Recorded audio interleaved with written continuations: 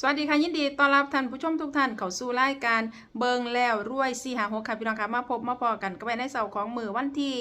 19นะคะเดือนกุมภาพันธ์ค่ะปีพุทธศักราช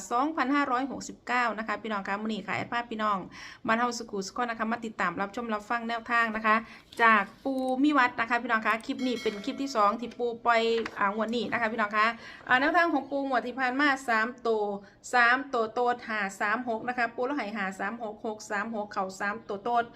536นะคะพี่น้องคะเมื่อนี้ปูแล้วมีแนวทางมาฝากแล้ว3ตัวเม็ดเดียวเท่านั้นปูแล้วบอกว่าให้ตรงๆแบบนี้เลยนะคะบ่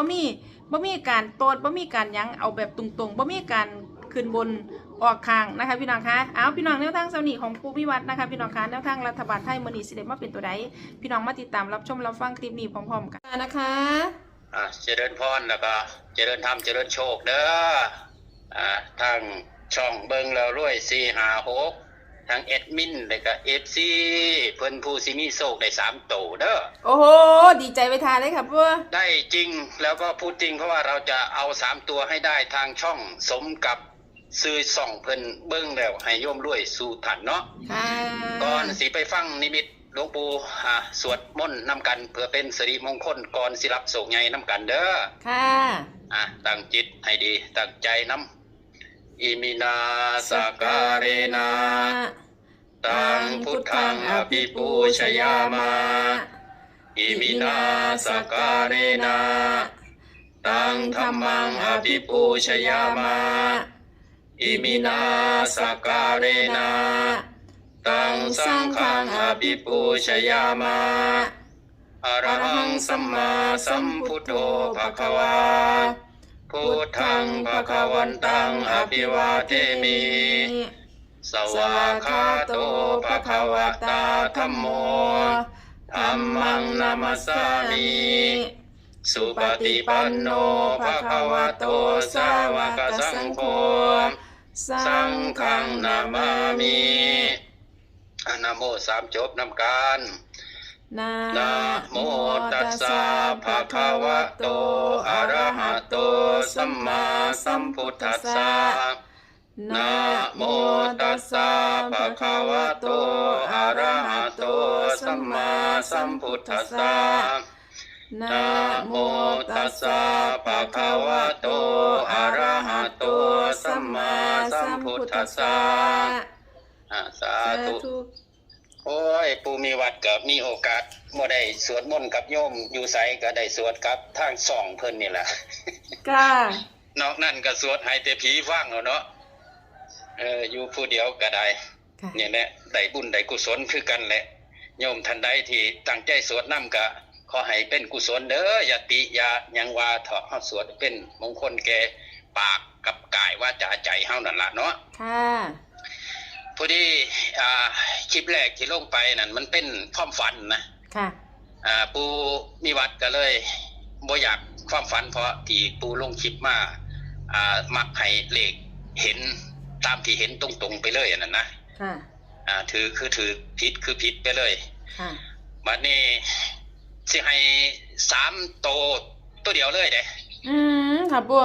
พอดีปูมีวัดก็ได้อธิษฐานกับภูมิอยู่นี่แล้วก็มองศพมีญาติอยู่ดอกแต่ว่าเป็นผีใต้โหงนะเขามักมาฝังคนที่ทำร้ายตัวเองคือผูกคอตายเขาสิบ่เผาแล้วก็บ่ทำบุญนะเขาสิเอามาฝังแล้วก็ล่อไว้หลายๆปีเมื่อญาติเพิ่นคิดฮอดเพิ่นก็สิมาเฮ็ดบุญว่า10 ปีหรือหยังจังซี่แต่เฮาก็สงสารเนาะคนที่หลงผิดคิดว่าสิพ้นทุกข์แล้วก็มาผูกคอตายด้วยความมืดมนตัวนี้ผู้มีวัดได้มาอาศัยอยู่นี่ก็อาศัยสวดมนต์คาถามหาจักรวรรดิมหาจักรพรรดินี่ปรับภพภูมิให้เพิ่นเพื่อให้มีแสงสว่างเกิดขึ้นแน่เนี่ยแหละสู้ขึ้นแล้วก็ที่เลขได้มามันก็เกี่ยวของกับภูมิอยู่นี่นำแล้วก็กับวิญญาณได้ญาตินะมีญาตินั่นนะแต่ว่าญาติเขาบ่สนใจนั่นนะมีเฮาได้มาปักหลักอยู่นี่ก็เลยให้สงสารนะสรรพสัตว์ผู้ที่หลงผิดให้ได้ขาตัวตายก็ได้มีแสงสว่างแห่งธรรมเข้าไปแน่ได้ยินเสียงเฮาสวดถึงบ่เห็นแต่ว่าได้ยินเสียงเมื่อกำลังมันมีแสงสว่างมันเกิดขึ้นเพิ่นสิเห็นผู้ค้า คนที่เขาเจ้าแบบนี้คือเขาเจ้าบ่ได้ไปเกิดบ่ครับปู่บ่ยังต้องครบวาระในศาสตร์ที่ก่อนสิตายเนี่ยนะคือเกิดมาศาสตร์นี้เฮากำหนดกฎเกณฑ์70 ปี80 ปีจังซี่สิตายแต่บางทีเฮาไปฆ่าตัวตายก่อนโอ้เฮาก็เลยต้องสดใส่ก่อนที่ถึงอายุเปลี่ยนต้นครบรอบพุ่นแหละโอ้จนสุดว่าเจ้า40 ปีค่ะเจ้าไปผูกคอตายแต่กำหนดศาสตร์นี้เฮาเกิดมา80นี่มันลบไป40อีกโอ้40นี่คูณอีกโอ้อีก5คูณ5ได้ชดเชยลงโทษโอ้ผลแหลประมาณปี2,600 700คนว่าจังสิได้เกิดอีกเกิดอีกผูกคออีกได้อ่ะนึกว่าตายแล้วก็สิพ้นจากตรงนี้บ่พ้นเนาะครับปู่บ่ค่ะก็ยังวนเวียนอยู่สัมภเวสีอยู่นี่แหละแต่เมื่อใดที่มีพระคุณเจ้าที่มีบารมีหลายๆสิปรับภพภูมิให้เป็นเทพได้เมื่อเพิ่นมีผูกพันอยู่กับเคยบวชเคยรักษาศีลเคยให้ทานไว้หลายมันสิมีพลังบารมีอยู่ค่ะสิไว้นะแต่ว่าขันมืดมิดแบบนี้บ่คิดฮอดทางถ้ำทางหยังบ่คือพระบางรูปเห็นบ่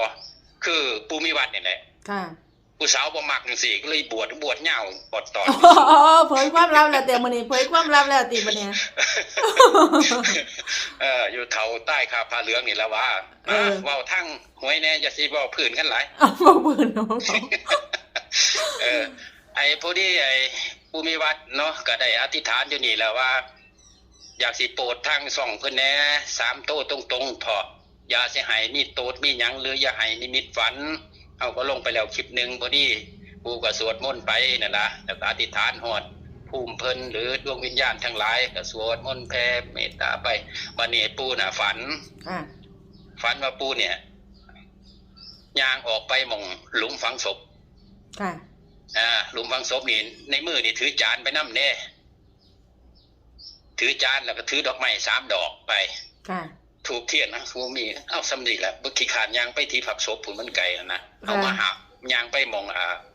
งถมเลยนะที่มีปูนเขาโปะไว้เป็นกลมๆน่ะยาวซ้ำรูปร่างของคนนั่นน่ะเพิ่นเอามาเบาหรือเปล่าคะปู่คะปู่ก็ถือจานไปวางไว้ข้างหน้า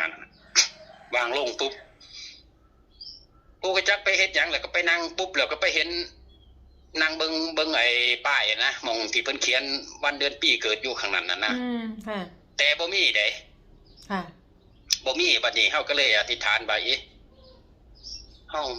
ฮาฝันหรือเรื่องจริงนะโอ้ยฝันตัวนี้จังซั่นก็เลยเอาไอ้ผ้าปูวางลงแล้วก็นั่งเลยก็สวดมนต์อยู่หั่นน่ะสวดจริงๆจังๆเลยแหละค่ะสวดมองป้ายนั่นแหละป้ายมันบ่มีวันเดือนปีเกิดเพิ่นเสียนะเพิ่นบ่เห็นบัดนี้ปู่ก็สวดเอาเลขอีหลีเลยบัดนี้สวดบ่ได้สวดเอาเลขแต่ว่าสวดไอ้หยังปรับภพภูมิให้เพิ่นนี่แหละ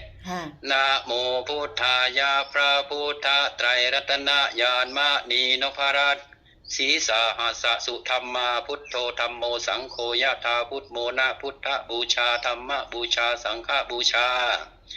อาคีทานังวารังคันทังสีวาลีจะมหาเถรังอาหังวันดามิทุระโตอาหังวันดามิธาตุโยอาหังวันดามิสัพพโสพุทธธรรมสังฆปูเชมิปูสวดไป3รอบสวดจัง4เลยเด้นี่เฮ็ดให้ฮู้ว่าเฮ็ดหยังน่ะนะบัดนี้พุทธธรรมสังฆปูเชมิมองป้ายนั่นค่อยๆมีตัวเลขเกิดขึ้นเป็นสีแดงเลยโยมเอ้ยโอ้โหมีตัวเลขเด้อ6 3 7ค่ะขึ้นมา6 3 7 ปุ๊บได้ยินปุ๊บจังซี่นะมันสิมีเสียงในหันคุกคักอยู่ในอยู่ในนั่นน่ะโอ้ยนี่ตกใจว่าสิลูกแลนก็บ่คือนะในฝันก็ได้ยังอยากอยู่ได้ล่ะอุสิมาอีหลีบ่คิดว่าผีบ่ขาพระดอกคิดในใจนะใจลึกๆก็เลยอยากรู้ว่าเสียงผีสิลุกมาอีหลีบ่บัดนี้มีหัวขึ้นมาอยู่หัวขึ้นมานี่หน้าดำหัวขึ้นมาจากมองฟังนี่บ่คะมองที่มันโบกปูนมองมันโ โบกปูนข้างหลังอ่ะเด้ เออ ข้างหลังนั้นมันโผล่ขึ้นมาข้างหลัง ค่ะ โผล่ขึ้นมาหัวขึ้นมามาเว้านํอยู่ โอ้ เพิ่นว่าขออย่างหนึงได้บ่เพราะว่าเวลาเขามาเผาศพน่ะไอ้โยมที่มาเผานี่มาเป็นร้อยได้หม่องชึงตะกอนน่ะ ค่ะ เขามาเหี่ยว โอ้ เหี่ยวในปราสาทเหี่ยวสะเหี่ยวทรายยายั่งเพิ่นว่าเฮ็ดห้องน้ำให้เพิ่นแน่เป็นหยังล่ะให้เป็นระเบียบนะมันเพิ่นว่ามันน่าเกลียดนะมาจะรู้จะดีในปราสาทนี่นะ มึงปู่มาพักอยู่นี่เนี่ยปู่วิวัฒน์มาพักอยู่นี่เพิ่นจังฮู้ว่ามีพระอยู่ย้อนเพิ่นมาเหี่ยวได้ล่ะ เออ มาเห็นเฮาปรากฏอยู่น่ะเพิ่นก็เอาน้ำเอาหยังมาถวายแต่เฮาบ่ได้ไปร่วมกิจกรรมเพิ่นดอกยันพระในบ้านเพิ่นสิว่านะว่าเฮาไปแย่งลาภสักการะเพิ่น อืม เฮาก็อยู่ประสีภาษาเฮาเขาบิณฑบาตได้สันก็มีแห้งนั่นล่ะ ค่ะ เฮาก็เลยรับปากว่าเอาคัน3โต้นี่ออกตรงไหนห้ามสลับข้าง ค่ะ คือที่ผ่านมา2งวดแล้วเนาะ 2งวดแล้วที่มาอยู่ตรงนี้นะ โอ้แต่ว่าพุ่มเพันดีนะ งวดนี้ ปูพุ่มเพันดีดีพุ่มเพันดีนะคะ2 งวดปูมาอยู่นี่2 งวดกับเขา2 งวดแล้วปู ใช่แล้วก็งวดนี้เพิ่นว่าบ่ให้สลับข้างแล้วก็บ่ให้ดินกลับไปใส่ให้อยู่จังซี่เลย อืม แล้วก็ว่าเพิ่นว่าให้เอาองค์จักรพรรดิมาตั้งแทนองค์ปูนที่เขาปั้นน่ะนะ ค่ะ เป็นองค์จักรพรรดิที่เฮาเคยร่วมบริจาคกันตอนนั้นพุละ50 บาทน่ะนะ ค่ะ ที่อายุอุบลตอนนั้นบาง2 ปีที่แล้ว ค่ะ ฉะนั้นโยมที่ได้ยินเสียงนี้เด้อเลขตัวนี้637กันเฮาได้กันอย่าสิว่าลืมอย่าสิว่าหลง ว่าสิว่าซื้อนี่คนในบ้านยังว่าซื้อติดตรงกันนะ536ก็ว่า ค่ะ เพิ่นว่าเพิ่นบ่ได้โตดบ่ได้ถือแล้วเด้อเดี๋ยวงวดหน้าเพิ่นสิโตดพุ่นน่ะเนาะไป อุ้ย เพิ่น เนาะ ไป โอ้แต่เสียดายได้ปูแบบนี้นะ เอาเฮาร่วมกันเฮ็ดห้องน้ำให้เพิ่นได้จัก3ห้องให้เพิ่นได้เข้ายามเขามีงานน่ะนะได้บุญกุศลได้เขาปลดทุกข์เนาะ ได้ครับปูคะ ส่วนหลวงปู่ก็ได้สันไทยแล้วล่ะงวดเมื่อกี้ก็มีโยมเพิ่นทางกรุงเทพดอกที่เพิ่นติดต่อด้วยตรงน่ะนะ ค่ะ เพิ่นโอนมาอยู่10,000ก็ได้สื่อสันไทยล่ะก็ยังแอมบัดนี้ก็บ่เป็นหยังเดี๋ยวห้องน้ำเฮาก็สิเฮ็ดเองน้อยๆของเฮาดอก